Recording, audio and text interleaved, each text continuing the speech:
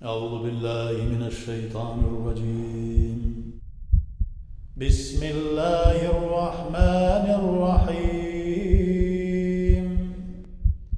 الحمد لله رب العالمين الصلاة والسلام على رسول الله محمد وعلى آله وصحبه أجمعين. Ассаламу алейкум ва рахматуллахи ва баракатуху.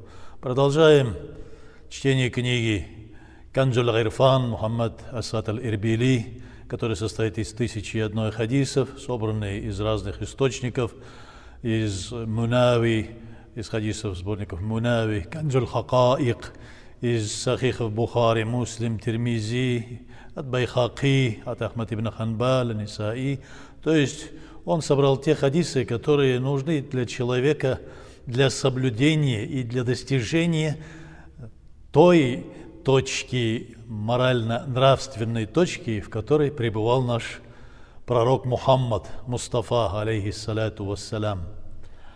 Бабу ма джаа фил надафати ва фадли сивак, то есть глава о чистоте и использовании мисвака. Ас-сиваку язиду раджуля фасахатан, то есть использование сивака, мисвака, дает мусульманину, дает уверовавшему человеку ясность речи и правдивость языка. То есть человек начинает контролировать свою речь, контролировать свой язык. И будет стараться, говорит Мухаммад ﷺ, говорит четко, ясно, на фусхе, как говорится, литературным языком. Потому что Мухаммад ﷺ призывал своих сподвижников и говорил: друг с другом разговаривайте высоким стилем языка. Если сможете, разговаривайте стихотворно, стихотворным языком.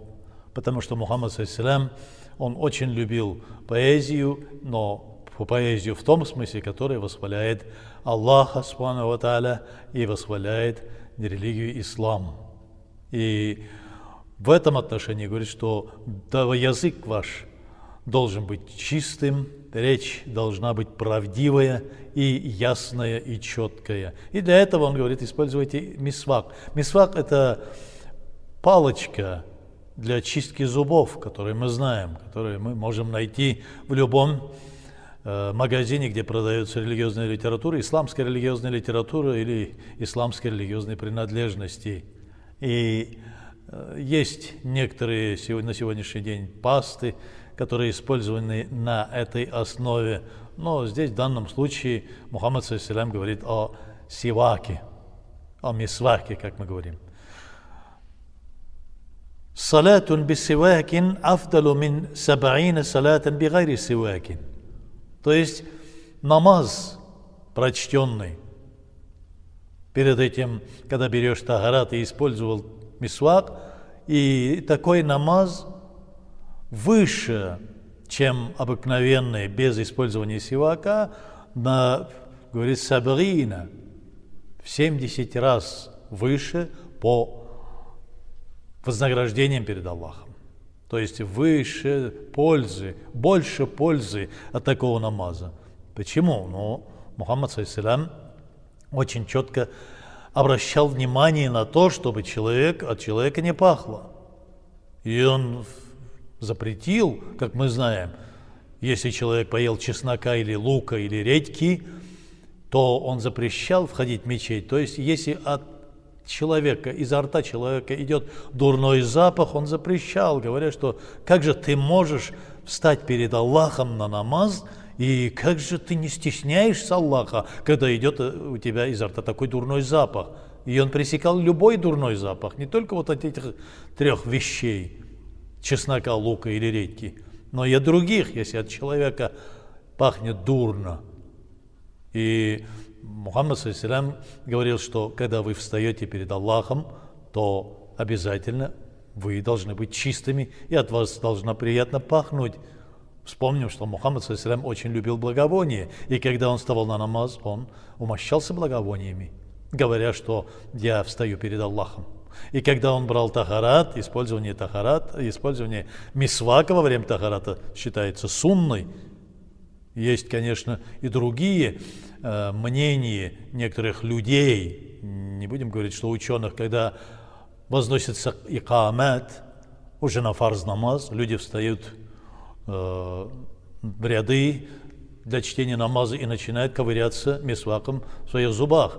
Мы же знаем, что по ханафитскому мазхабу, если десна начала кровоточить, то наш тахарат испортился, и мы не имеем права читать в таком случае намаз. Мы должны будем вернуться и взять еще тахарат. В данном контексте мы знаем, что намаз, прочтенный с сиваком, с использованием мисвака, то это значит, что во время тахарата, когда человек берет вуду тахарат, он использует сивак, не во время уже икамата. Может быть, это у других мазхабах, например, в шафиитском мазхабе нету такого, что если десна кровоточит, то тахарат не портится. Но в ханафитском мазхабе это четко и ясно оговаривается, что если кровоточит десна и кровь больше слюны, то есть в перемешку, если это со слюной и крови там больше, то тахарат испортился, мы об этом знаем. Ас-сиваку ютайибуль фама ва юрди рабба. Сивак, использование мисвака, очищает любой дурной запах изо рта, дает здоровье зубам и деснам. И человек достигает довольства Аллаха, говорит Мухаммад ﷺ. Как мы уже сказали, что он говорил об этом. Пророк, величайший пророк Мухаммад, алейхиссалату вассалям, говорил об этом. Мы же встаем перед Аллахом. Мы должны быть опрятными, чистыми и с покрытыми гауратами, с теми местами, которые мы должны покрывать, аккуратными. Ан-надафату тад'у иля иман. То есть чистота мусульманина приводит его к крепкому, искреннему иману, вероубеждению, то есть использование сивака и постоянно быть чистым, как мы знаем, пророк Мухаммад ﷺ говорил: «Ан-низафату миналь ислам, ан-низафату нисфуль ислам». То есть он говорил, что это половина ислама, это от ислама, ан-низафату миналь иман, и что чистота – это проявление веры человека. Бабу ма джаа фил вуду. Глава о тахарате, о вуду, о малом ритуальном омовении. إذا توضأ أحدكم فهو في صلاة ما لم يحدث. Если кто-то из вас взял тахарат, и он пребывает постоянно в тахарате, то есть если он нарушил, сразу же берет тахарат, он как бы считается, если он не испортил тахарат, он как бы считается, что он продолжает пребывать в намазе, пребывать в поклонении, говорит Мухаммад ﷺ.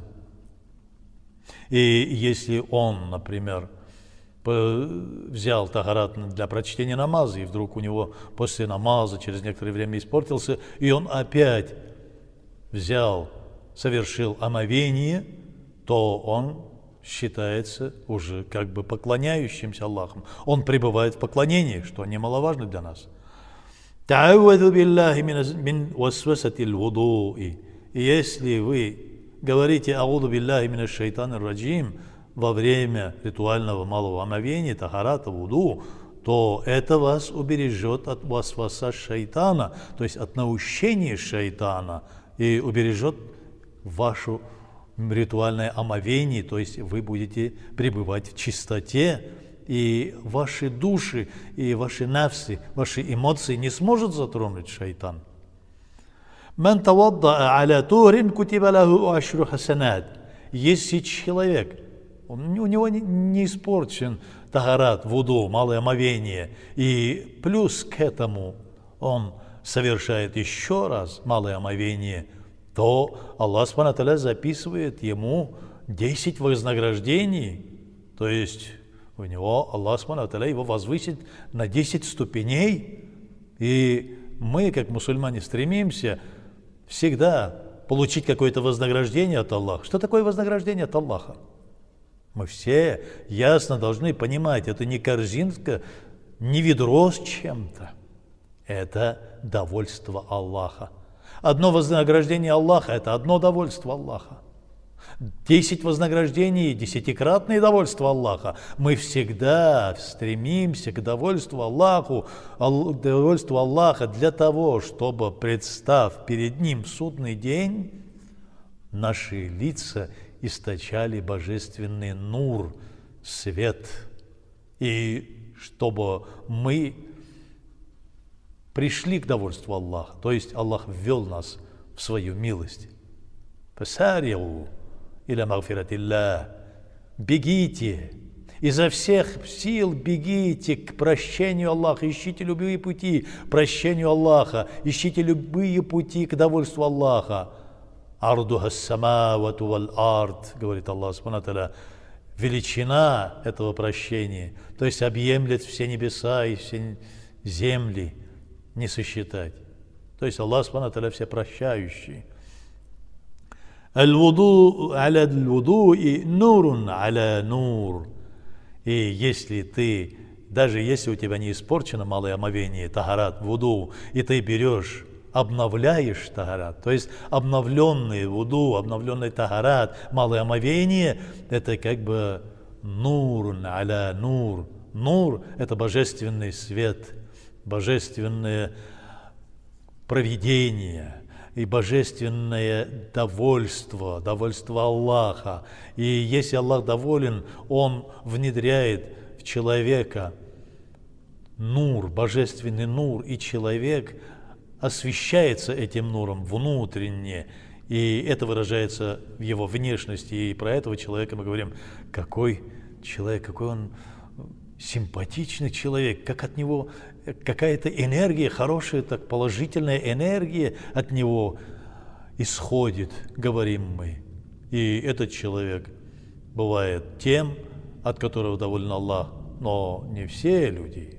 Понятно, что такие люди, которые источают свет, которые источают, от них снисходит такое благотворная энергия. Это только касается тех, которые выстаивают пятикратные намазы и ищут довольство Аллаха. Бывают некоторые люди, от которых идет какая-то энергия, но они не признают Аллаха.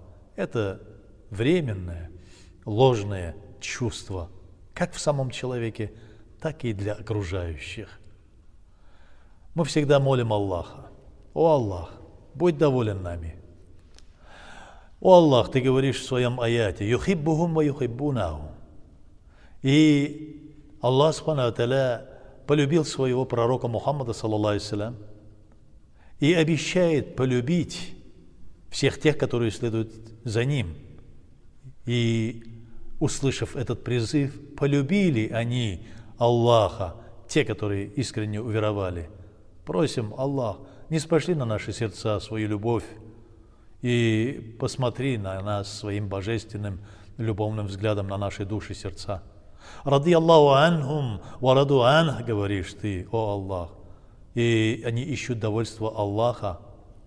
И Аллах из-за того, что Он доволен своим любимцем пророком Мухаммадом, саллаллаху алейхи вассалям, начинает быть довольным, становится довольным и теми людьми, которые следуют за его любимцем пророком Мухаммадом, алейхиссалату вассалям. И после этого те, которые следуют своему посланнику, своему пророку Мухаммаду, саллаллаху алейхи вассалям, они всегда во всех своих моментах жизни начинают искать довольство Аллаха.